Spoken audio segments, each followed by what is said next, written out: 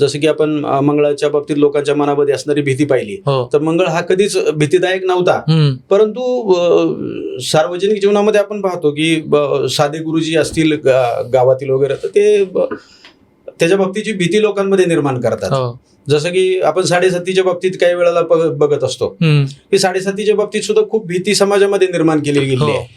मुद्दा तसा मुळात नाही. साडेसाती ही माणसाच्या आयुष्यामध्ये खूप चांगल्या पद्धतीचं वातावरण बदलाची एक प्रक्रिया असं मानलं गेलेलं आहे. अच्छा. कारण साडेसातीच्या 3 स्लॉट्स त्याच्यामध्ये पडतात. पहिली अडीचकी, दुसरी अडीचकी आणि तिसरी अडीचकी. या कालखंडामध्ये आपला कोण आणि परका कोण हे कळण्याचं उत्तम साधन साडेसाती असं पूर्वीच्या काळापासून सांगत आलेलं आहे. आणि म्हणून लोकांच्या मनामधली भीती कमी व्हावी, मंगळाची भीती, साडेसातीची भीती आणि अनावश्यक भीती कमी झाली पाहिजे म्हणून प्रोफेशनल एक आपण ज्योतिषी म्हणून काम करावं असं लक्षात आल्यानंतर मग आमचं पारंपरिक घराण्याची असणारी जी पद्धत होती ती पारंपरिकतेबरोबर आम्ही परत प्रोफेशनलिझम शिकून सुद्धा या क्षेत्रामध्ये ज्योतिष विशारद ही पदवी घेऊन 2009 पासून आपण याच्यामध्ये काम चालू केलं. बरं.